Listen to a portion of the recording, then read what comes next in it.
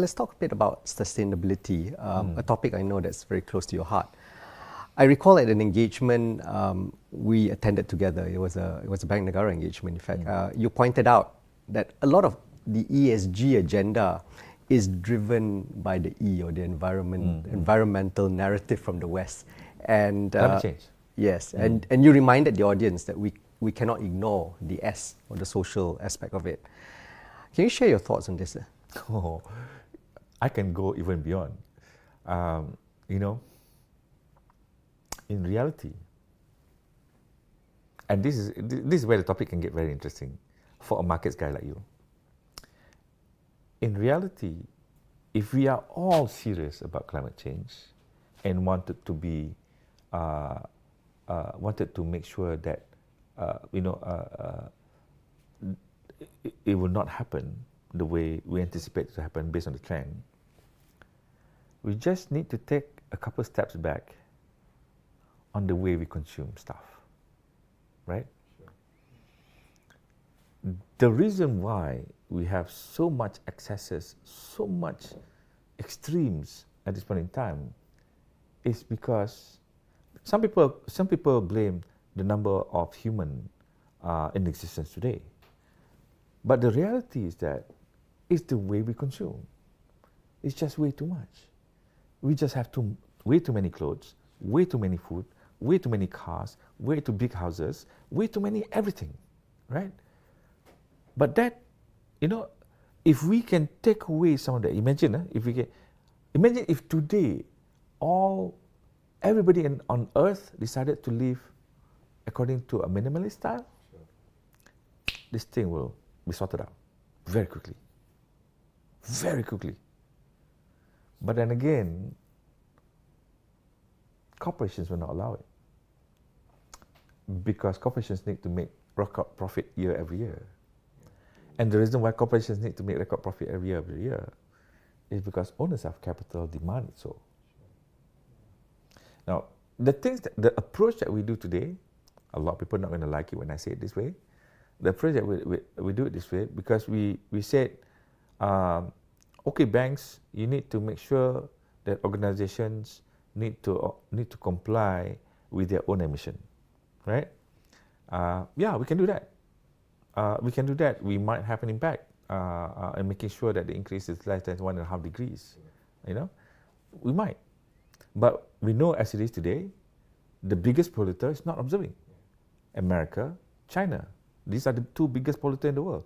Whatever Maybank does is not going to have an impact on the rest of the world. Right. So in a way, we say you could say, you know what? What's the point? Because the big guys, the biggest polluters, that can make a difference, not doing it anyway. But then again, we start asking ourselves and say, it has to start somewhere, right? And with almost everything, in life, it will have to start with us, right? Everybody's got to do their part. We have to do our part. We have to do our part so that we can sleep better at night. Sure. So that's why we are embarking on this, because it's important, because it might make a difference, and ultimately, and here where the human capital bit come in it, because you need to have a working environment where people understand their sense of purpose, right? So here's an opportunity for us to define properly what humanizing financial services is.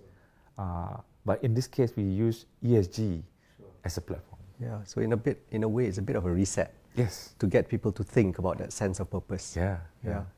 Just touching a little bit on how COVID-19 has actually affected a lot more people in terms of inequality. I think there's this, it's created greater level of inequality as we see it as individuals or as nations. What do you think we can do to make a difference on this? We need to take a look at the long game. We need to take a look at the contractual arrangement of how wealth are distributed.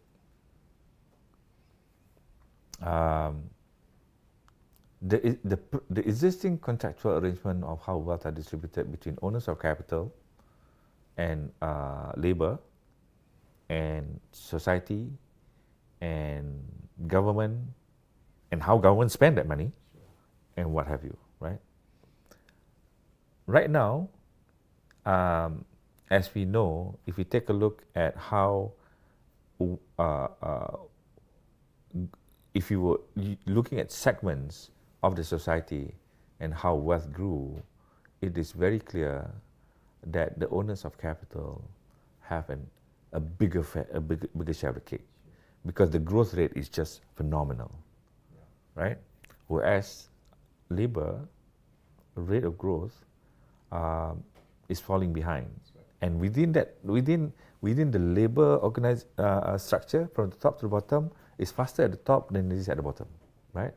So within the labor itself, we have inequality, but within the society, the owners of capital is more or less like the landowner back then, lah. That's right. Pre-industrial revolution. French or for England. The bourgeois and the proletariats. Correct. Yeah. and which led to the off with the heads. Sure. Why don't everybody eat cakes? Sure. Correct. It's like that, right? Correct. So it's coming back again. It's coming there. It's going there, and it's being felt right now. As we know,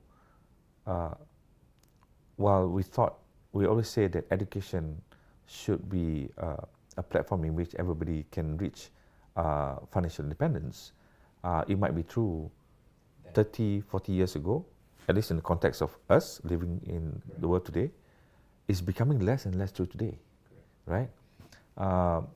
It's very difficult for a fresh graduate to be able to catch up. Yes. So something is not quite right. But within this, there's also class, right? If you belong to a certain segment, you can afford it because, So at the end of the day, the long game of it, we need to take another look at the contractual agreement on how wealth are distributed. I think that's a very insightful perspective that you've just given, and it would be great if when you're out there, you can give some level of thought leadership on these points. I think it would be great if you can share that, with to be able to let people start thinking about this a lot more, because I agree with you entirely that the gap's becoming wider, and it's going back a full cycle. Yeah. Yeah.